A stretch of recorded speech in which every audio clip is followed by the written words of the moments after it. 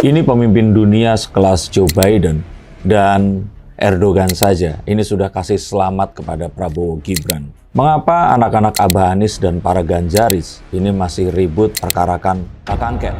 Yuk kita akan lihat menggunakan kartu-kartu saya.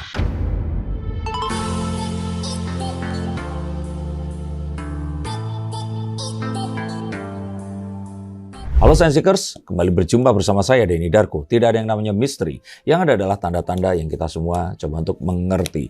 Terakhir Joe Biden, walaupun tidak secara gamblang memberikan selamat atas kemenangan, tapi beliau ini sepertinya menyampaikan itu. Menyampaikan selamat atas berlangsungnya pemilu yang berjalan dengan lancar, dan juga Prabowo Gibran yang memimpin perolehan suara hingga saat-saat kini. Tapi yang lebih lagi, ini Presiden Turki, Pak Erdogan aja, ini sampai sudah memberikan selamat. Nah ini kan biasanya idolanya para anak-anak Abah Anis juga kan. Nah kalau mereka saja sudah memberikan selamat, apakah mereka ini keliru? Apakah mereka tidak melihat kecurangan yang terjadi? Saya melihat bahwa sebenarnya orang-orang yang masih tidak setuju ini jumlahnya itu kalau di persentase itu sangat kecil. Boleh dibilang sebenarnya persentase yang tidak memberikan suara saat dilakukannya survei sebelum diadakannya pemilu. Jadi artinya mungkin sekitar 5-10% saja maksimal. Itu mungkin lebih kecil. Tapi mereka ini itu adalah diehard fans atau diehard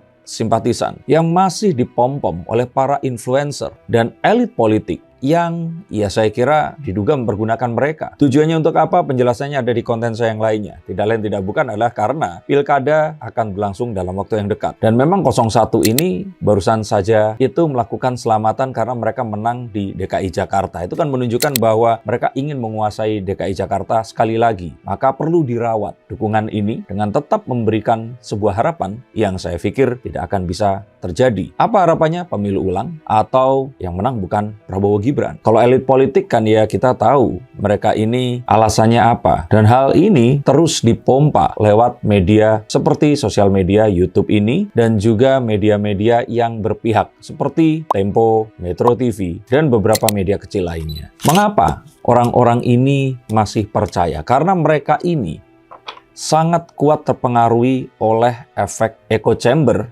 yang ada di sekitar mereka. Mereka tidak sadar, tapi efek echo chamber itu ada. Untuk kalian semua yang belum mengetahui, kalau kalian menginstal sebuah aplikasi atau berlangganan terhadap sebuah apps, maka kalian akan diminta untuk memberitahukan apa kesukaan kalian. Dan jikalaupun kalian ini tidak memberikan informasi tersebut, apps yang terinstall itu memiliki kecerdasan buatan yang bisa mempelajari dan men-tracking apa kesukaan kalian. Jika ternyata kalian berhenti lebih lama saat scrolling dengan foto-foto bayi dan anak kecil, maka mereka akan menyarankan foto-foto bayi dan anak kecil yang lebih banyak lagi. Kalau menyukai foto wanita cantik, foto pria ganteng, pria berseragam, dan sebagainya, maka inilah yang kemudian menimbulkan sebuah efek yang dinamakan dengan echo chamber effect. Sesuatu yang sering diberitakan kepada kita dan kita jadi menganggap bahwa hal itu memang sedang tren atau sebuah kebenaran yang nyata adanya. Kita jadi tidak bisa melihat hal-hal di luar hal yang kita sukai atau kita dukung, bahkan meskipun hal tersebut mungkin saja keliru.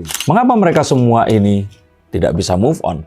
Karena mereka pun merasa bahwa ini adalah kesempatan satu-satunya mereka bisa menyuarakan apa yang mereka inginkan. Misalkan harapan negara Indonesia ini dipimpin oleh seseorang yang bukan pure politikus, tapi cerdas dan akademisi. Maka itulah yang mungkin akan memberikan harapan kepada orang-orang yang mungkin akan mendukung Mas Anies Baswedan. Karena capres yang seperti itu jarang bisa dijumpai. Atau sesimpel karena mereka ada di dalam satu lingkungan yang sangat islami, sehingga mungkin berharap kalau presidennya ini pandai mengaji. Tidak ada yang salah dengan hal itu tadi. Yang salah adalah memaksakan apa yang kita inginkan kepada orang lain, dan orang lain ini jumlahnya lebih banyak daripada kita. Kemungkinan yang lainnya adalah mereka ini naif dan tidak bisa menerima sebuah hal yang mungkin sedikit berbeda dengan orang yang lain dan sangat fanatik dengan ideologi yang mereka percayai. Misalkan jika kita menjadi simpatisan sebuah partai, maka kita akan mengatakan bahwa hal di luar partai tersebut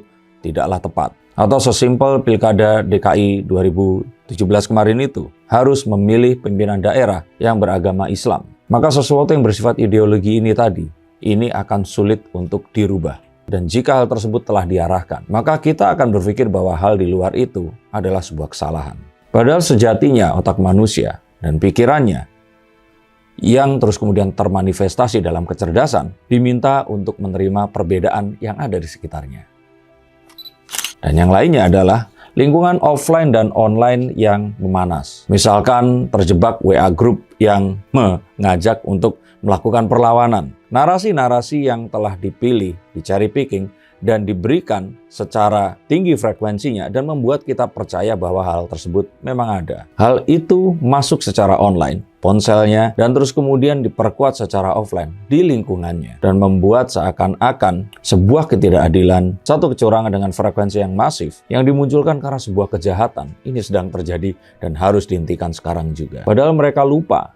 Ini semua hanyalah politik belaka. Dan kalaupun belum move on, mereka mungkin berharap keajaiban akan terjadi, di mana siapapun yang mereka dukung, ini akan tiba-tiba akan memenangi kontestasi ini. Tidak bisa dijelaskan apakah bisa atau tidak, tapi hanya berharap keajaiban saja. Dan sebelum apapun itu terjadi, di mana hal yang tidak mungkin ini jelas tidak akan mungkin terjadi, maka jangan pernah berhenti berharap. Saya kira ini sesuatu yang positif dan negatif di saat bersamaan. Yang berikutnya adalah karena orang-orang ini hanya memiliki saat ini untuk bisa berserikat dan berkumpul, untuk beramai-ramai menyatakan apa yang diinginkan itu tadi, dan kalau nggak sekarang mungkin nggak akan pernah akan bisa lagi. Keinginan yang besar seperti kemarin terjadinya 212, diulang lagi dengan berapa 11, yang terus kemudian diulang lagi dan diulang lagi. Ini adalah sebuah harapan yang terus kemudian muncul. Karena ketidakpuasan yang terjadi di satu tempat kemudian dilampiaskan dengan hal yang mungkin saat ini bisa mewadahi. Misalkan pendudukan Israel kepada Palestina. Kemarahan yang tidak bisa dilampiaskan ini terus kemudian menjadi sebuah energi yang akan membuat orang-orang yang berdatangan untuk mendukung misalkan 01 ini untuk datang dan menyuarakan hal tersebut tadi. Jadi isu di atas isu. Ini adalah sesuatu yang sangat mungkin untuk bisa diusung dan membensini seseorang untuk datang dan menginginkan apa yang diharapkan itu tadi. Apakah menghasilkan sesuatu? Belum tentu. Tetapi ini adalah kesempatan di mana kita bisa berkumpul dan ini satu-satunya. Mungkin seperti seseorang yang terus kemudian pulang mudik lebaran, berjumpa dengan keluarganya, dan bertemu dengan teman-teman sekolahnya dulu untuk menunjukkan betapa suksesnya dia di kota tempat dia bekerja. Kalau nggak sekarang, nggak akan mungkin bisa lagi. Atau yang paling mungkin bisa kita lihat ini adalah politik.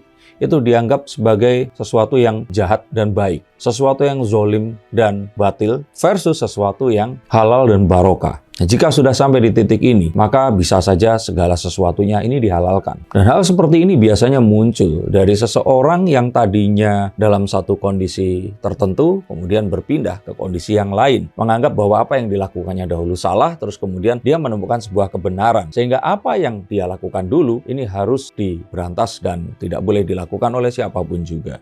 Sekali lagi, bukan sesuatu yang keliru. Tapi sangat sayang jika orang-orang ini tadi malah dimanfaatkan oleh satu figur sebagai sebuah kekuatan politik untuk melancarkan jalannya menuju ke kekuasaan. Dan yang berikutnya lagi adalah lupa bahwa Indonesia ini sebenarnya ada di dalam sebuah bumi atau planet yang sama dengan negara-negara yang lain, yang otomatis kondisi perpolitikan di negara-negara itu, di antara negara-negara itu, dan konflik di antara mereka akan mempengaruhi perpolitikan di Indonesia pula. Geopolitik luar negeri jelas akan mempengaruhi perpolitikan di Indonesia. Sehingga jika kita percaya bahwa dengan memilih pemimpin yang tepat akan merubah Indonesia dari kondisi yang kemarin menuju ke kondisi yang baru, perubahan, maka saya pikir itu pemikiran katak dalam tempurung yang akan sulit untuk dilakukan. Perubahan yang sebenarnya terjadi adalah merubah secara perlahan dan harus kita lakukan dengan di dalam sistem, tidak di luarnya.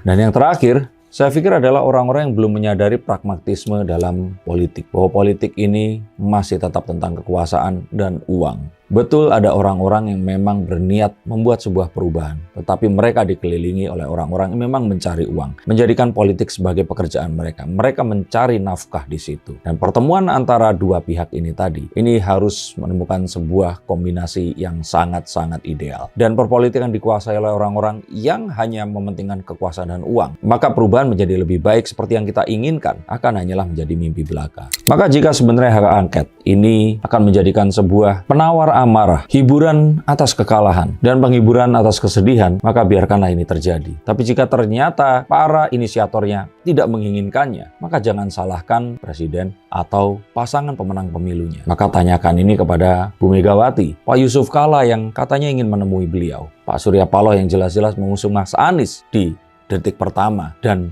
mendaftarkannya kepada KPU. Dan apapun yang nanti terjadi, kita berharap semoga kebenaran yang sejati ini akan terkuak. Dan setelah itu, marilah kita membangun Indonesia 5 tahun ke depan dengan jauh lebih baik lagi. Terima kasih, sampai jumpa dan salam.